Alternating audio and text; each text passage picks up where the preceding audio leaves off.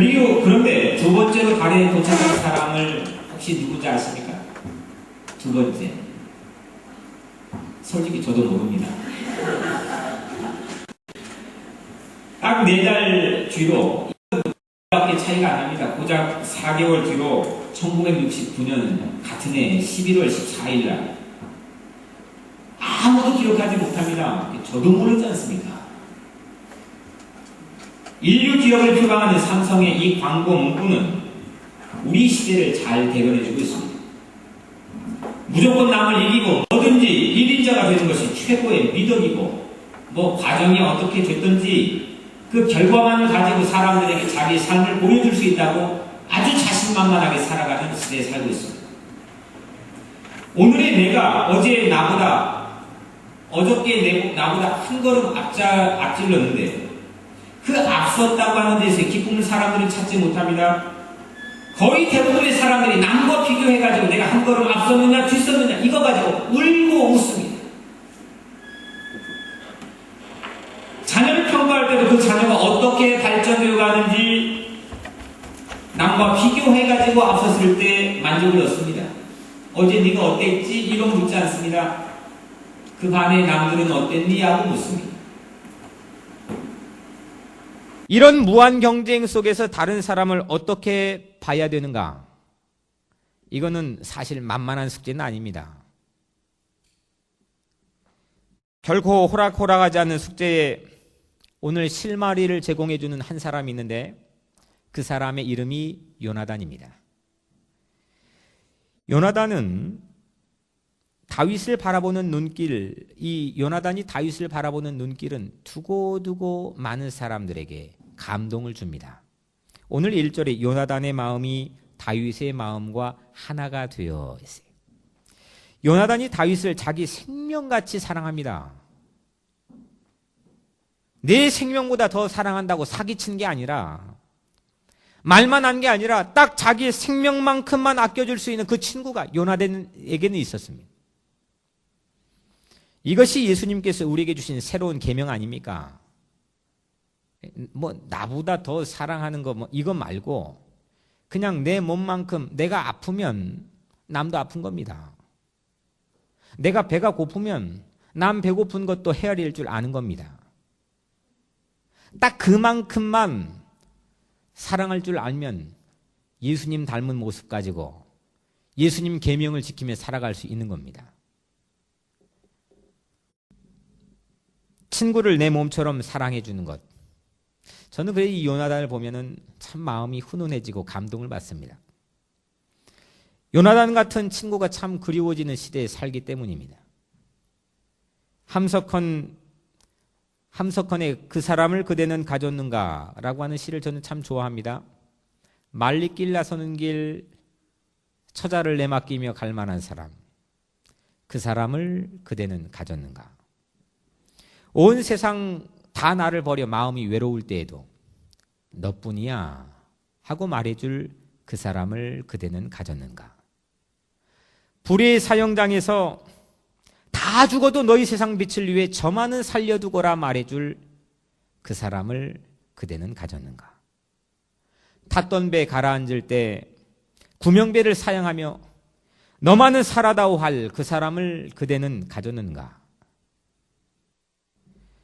잊지 못할 세상을 떠나려 할 때 너 하나 있으니 하고 빙그레 웃고 눈을 감을 그 사람을 그대는 가졌는가. 말리길 나설 때 처자를 내맡기며 갈 만한 요나단과 같은 그런 친구. 그런 친구가 제게 있는 건 말할 나위 없이 좋은 일이겠지만 그런데 누군가 말리길 떠나며 사랑하는 이들을 나에게, 이 조목사에게 맡길 수 있는 그 사람이 저일 수 있다고 한다면 저는 더더욱더 행복할 것 같습니다. 탔던 배 가라앉고 있는데 배우자가 빠져도 너 죽든지 말든지 그게 아니라 그 탔던 배 구명배를 사양하면서 너만은 살아다오 나에게 말해줄 수 있는 그 사람이 저였으면 참 좋겠다 그런 생각을 해보았습니다. 내 몸처럼 사랑할 수 있는 사람이 있을 때 가장 행복한 것 아니겠습니까? 누군가에게, 이 조 목사가 누군가에게 그 행복한 사람의 존재로 살아갈 수가 있다면 그게 제 삶의 가장 커다란 의미가 될 것 같습니다. 다윗도 훌륭하지만 제 눈에는 늘 반복해 보는 말씀이지만 요나단이 훨씬 더 훌륭해 보이고 매력적으로 보입니다. 왜냐하면 저는, 그리고 요즘에 많은 사람들은 쉽게 흉내낼 수 없는 포지션의 역할을 담당하고 있기 때문입니다. 요나단처럼 살고 싶어졌습니다. 그래서 아예 제 영어 이름을 조나단으로 할까 생각도 해봤습니다. 제 한국 성도 조고, 그쪽 성도 초고, 같은 가문이지 않나 싶어서 제 영어 이름을 조나단으로 해볼까, 그런 생각도 해봤습니다. 다윗은 킹이 되었지만요, 요나단은 킹메이커가 되었습니다. 왕을 만들어주는 사람, 이 사람을 킹메이커라 부르죠. 본래 요나단은요, 사울 왕의 아들입니다. 그리고 이스라엘의 왕자였습니다. 요나단은 타이틀만 있는 그런 유약한 왕자가 아닙니다.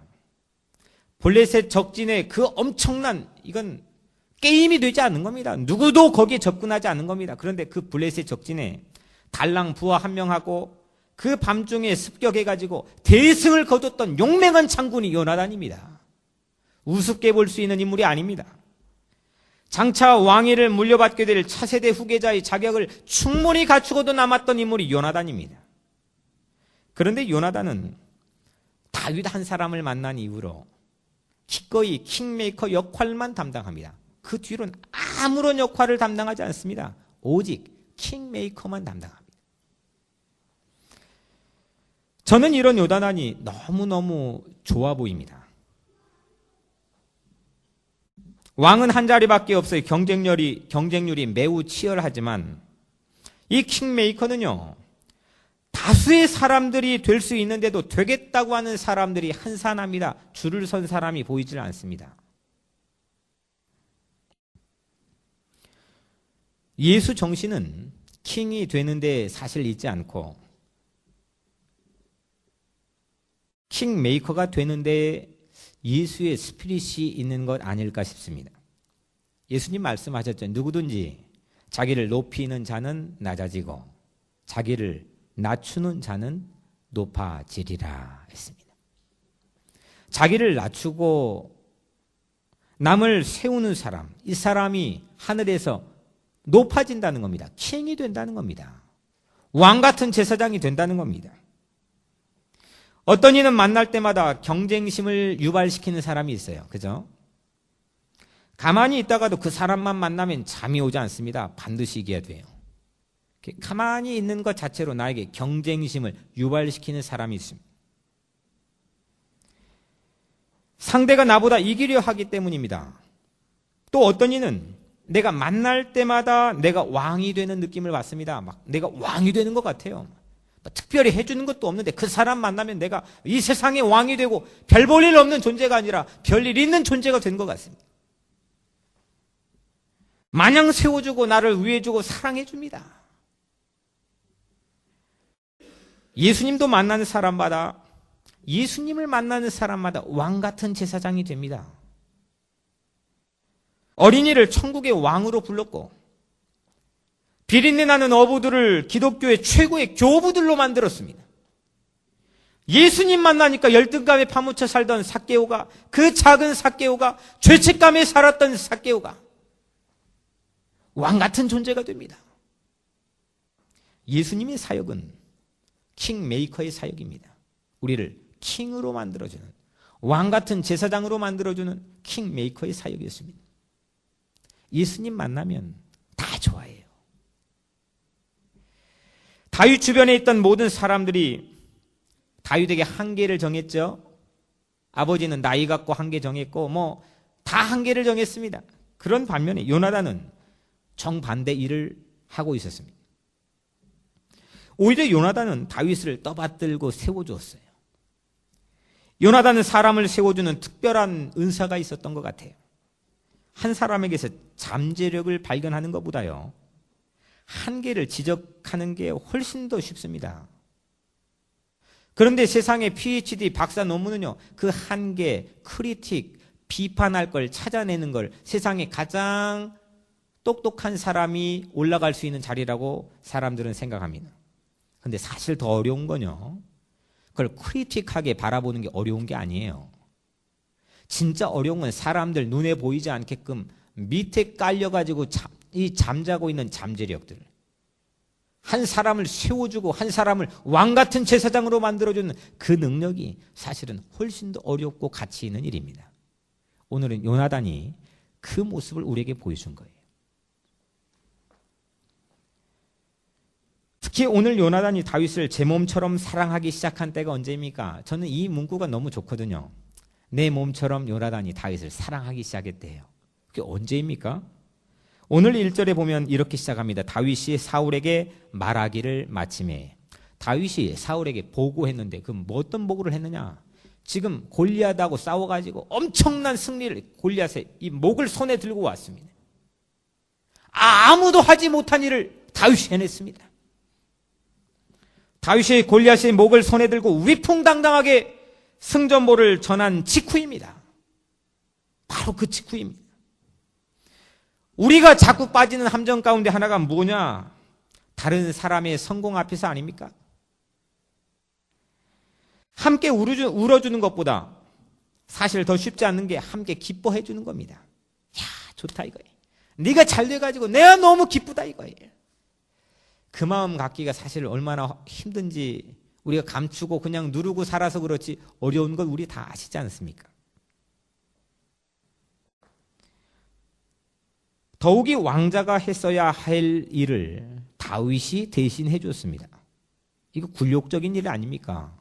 이거 요나단이 나가서 한 번에 해야 될 일인데 이거는 목동이었던 다윗이, 무명의 다윗이 가서 이 일을 하고 지금 자기 아버지에게 와서 보고를 하고 있습니다.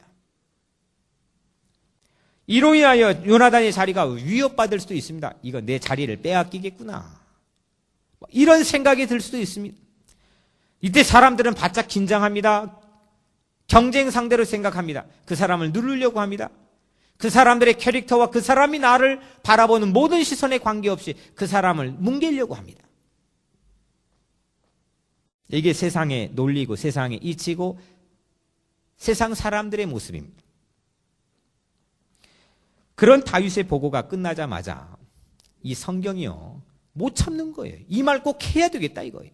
이 보고가 끝나자마자 성경이 참지 못하고 곧바로 꺼내든 스토리가 뭐냐? 그게 바로 요나단의 마음입니다. 다윗이 사울에게 말하기를 마침에 요나단의 마음이 다윗의 마음과 하나가 되어 요나단이 그를 자기 생명같이 사랑하니라.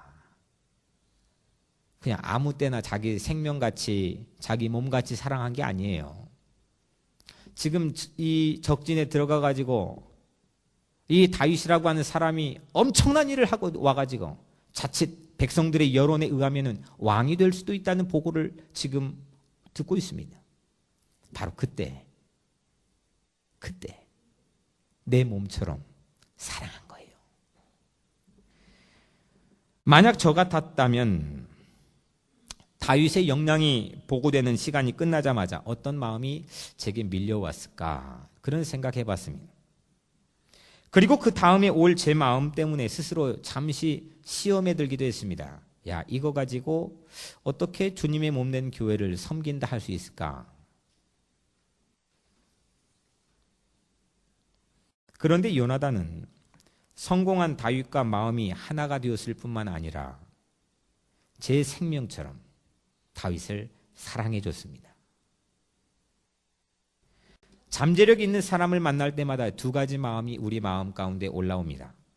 그를 해치고 싶은 마음도 있고 동시에 세워주고 싶은 마음도 우리 마음에 있습니다. 사울은 다윗을 해치려고 하는 마음을 선택했죠. 요나단은 제 몸처럼 다윗을 돕기로 결정했습니다.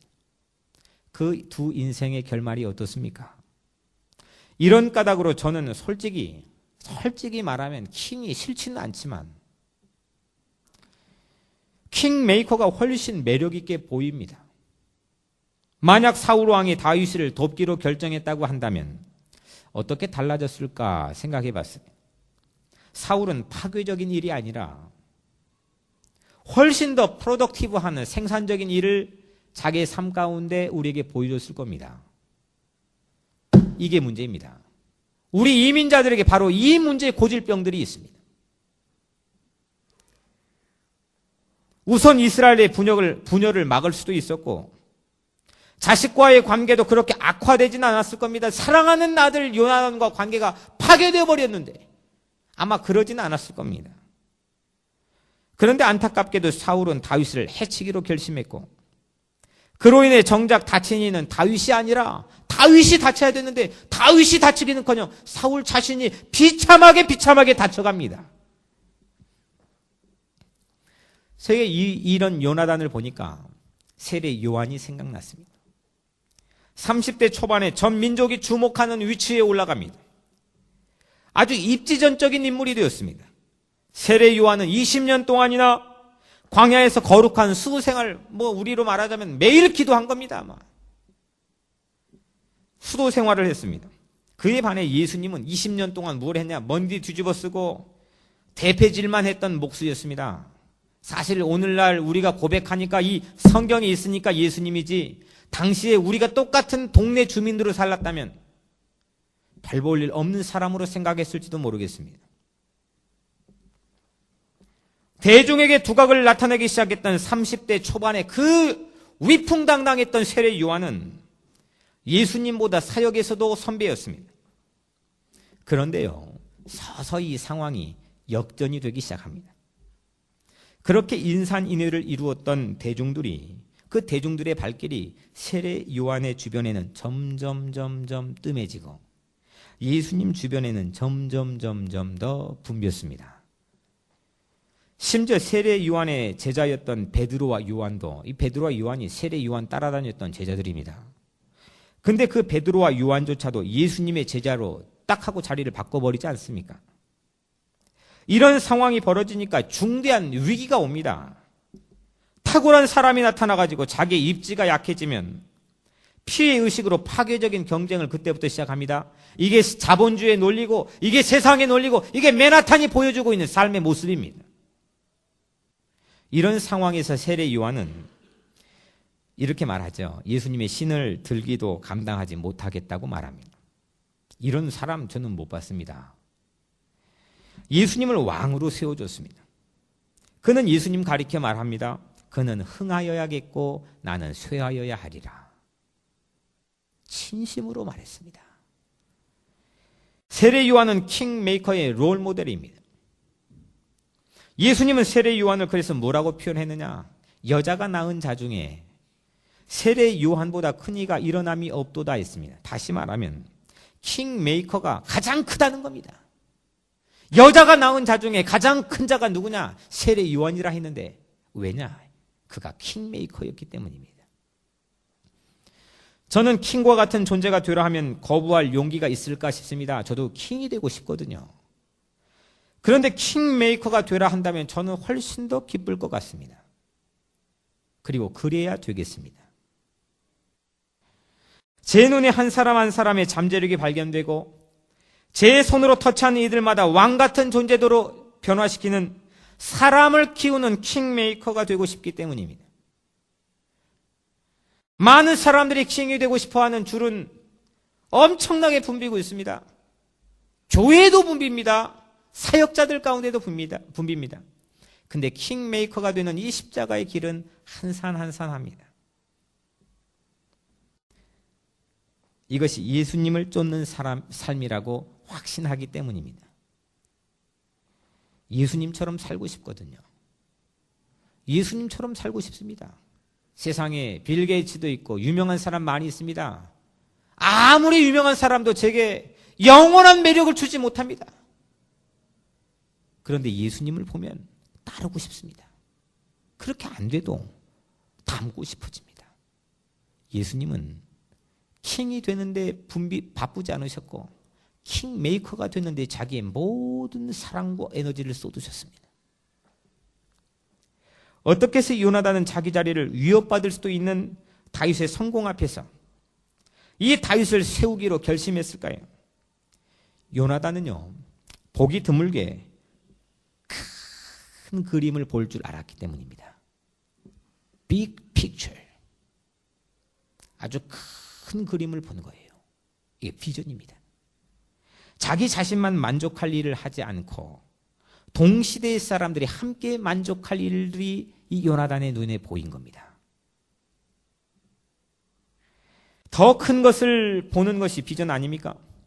그래서 자기가 차기 이스라엘 왕으로 군림하는 것보다는 다윗을 돕는 킹메이커가 되는 것이 이 나라에 더 보탬되는 일이라고 하는 것을 이 요나단은 깨달았습니다. 보이기 시작한 겁니다. 사울이 자기 자신만 만족하기 위해서 다윗을 제거하려고 했지만 요나단은 민족의 이익을 위해서, 하나님의 나라를 위해서 다윗을 세워주는 역할을 주저앉고 맡았습니다.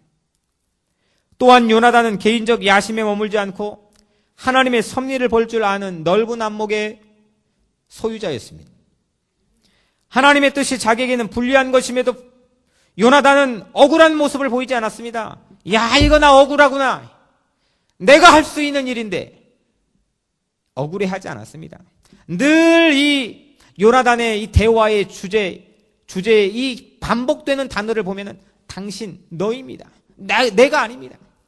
근데 가만히 보면은 이야기를 하는 도중에도 남의 이야기를 하고 있는데 자꾸 내 얘기를 가지고 그 이야기 인트로브 하는 경우들을 많이 봅니다. 오늘 요나단은 그런 대화 기법을 가지고 살지 않았습니다. 이렇게 큰 그림을 본 요나단은 나에게 개런티가 되고 보장된 미래를 과감하게 포기하고 자기 대신에 그 자리에 앉을 적임자를 위해서 내 삶에 아낌없는 봉사와 헌신을 했습니다. 이게 예수 정신 아닙니까? 이게 십자가의 정신 아닙니까? 어제 우리 교우가 일하는 야채가 가게에 혼자 신방을 갔습니다. 사실 신방이라기보다는 갑자기 제 마음에 보고 싶은 마음이 생겨가지고 혼자 그냥 발길을 옮긴 겁니다. 성경책도 없이 그냥 간 겁니다. 바삐 일하시는 그 남자 교우께서 저를 너무너무 반가워 맞이해 주었습니다. 본인도 바쁜데 뭐 하던 일을 중지하고 저를 반갑게 맞이해 주었습니다. 그날따라 밖에 나가서 커피 한 잔을 하자는 겁니다. 야, 비도 우중충하고 분위기도 잡혔겠다. 아, 좋다 하고 밖에 나갔습니다. 옆 가게에 가서 모처럼 즐거운 시간을 커피를 마시면서 아주 짧은 시간을 가졌습니다. 이제 커피를 다 마시고 나왔습니다. 일터에 들어가려고 한 참에 성령께서 제 마음에 감동 하나를 줬습니다. 그래서 제가 물었지요. 혹시 성도님 비전을 갖고 사십니까? 제가 아주 심각하게 물었습니다. 그런데 뜻밖의 대답을 들었습니다. 제가 비전이 있지요. 전 비전은 없다고 대답할 줄 알았거든요. 근데 비전이 있다네요. 그게 무엇이지요? 하고 물었습니다. 남들은 내가 나이가 많아서 싱글이니까 결혼하는 거라 생각하겠지요. 남들은 내가 야채 가게에서 일하니까 힘들다 생각하겠지요. 더 좋은 직장으로 가면 좋겠다 생각하겠죠. 저는 그런 거 소원이 아닙니다. 그럼 무엇입니까? 물어봤지요. 저는요, 교회를 짓는 겁니다. 3층에 예쁜 교회를 지어서 예수님 살게 하는 거고 우리 목사님도 살게 하면 좋겠습니다. 이 눈가에 물기가 젖어가지고 저에게 비전을 얘기하는 겁니다. 제가 감동을 받았습니다. 너무 감사해서 눈물이 났습니다. 많은 사람들이, 수없는 사람들이 그 길가에 오고 갔는데 제가 그 손을 잡고 그 길가에서 축복 기도를 해줬습니다. 제가 그에게서 킹메이커의 꿈을 봤기 때문입니다. 야채 가게에서 일을 하는데도 예수님을 킹으로 모시는 교회를 세우는 것, 그가 가지고 있는 꿈이었습니다. 야, 아름다운 꿈이로다. 천국에서 높임받을 수 있는 꿈이로다. 제가 축복했습니다. 우리 최종 비전이 뭡니까? 킹덤 드림 아닙니까? 킹덤 드림은 주님을 왕으로 모시는 나라를 꿈꾸자는 겁니다. 내가 킹이 되지 않고 주님이 킹이 되는 나라, 예수님이 킹이 되는 나라, 그 나라를 꿈꾸는 것이 바로 우리가 가지고 있는 킹덤 드림입니다. 주님이 킹 되는 나라는 가난한 자를 세워주는 나라요, 마음이 상한 자를 고쳐주는 병원과 같은 나라요, 포로된 자에게 자유를 선포하고 갇혀있는 자에게 노임을 선포할 수 있는 위대한 꿈을 가지고 있는 나라가 킹덤 드림입니다. 이 벅찬 나라의 백성인 우리는 모두 다 킹메이커들입니다. 사랑하는 성도 여러분, 1등만 기억된다고 호도하는 이 시대에서 요나단은 더욱 빛이 나고 우리의 삶 큰 충격을 주고 있습니다. 딱 내 몸처럼만 사랑할 수 있는 친구가 저에게도 있었으면 좋겠습니다. 너뿐이야, 너만은 살아다오, 저만은 살려두거라, 이런 말들은 킹메이커만 할 수 있는 말 아닐까요? 킹은 재능만으로도, 탤런트만으로도, 실력만으로도, 학력만으로도 킹에 오를 수 있지만, 킹메이커는 함께 살아가는 전체의 이익과 하나님의 섭리를 볼 줄 아는 놀라운 비전을 가진 자가 이 킹메이커에 오를 수 있는 겁니다. 내 욕구만 충족하거나 개인적 야심만 충족하려고 하는 소인배의 마음 가지고는 흉내조차도 불가능한 것이 바로 킹메이커입니다. 킹메이커는 위대한 꿈입니다. 우리 삶으로 자녀들이 킹이 되고, 우리 삶으로 내 배우자가 킹이 되고, 우리 삶으로 내 교우들이 킹이 되는 겁니다. 킹메이커 목회자가 킹 성도를 만드는 꿈이 제 마음이 있습니다. 킹메이커 믿음교회가 가난한 자를 킹으로 세우는 꿈이 제 마음이 있습니다.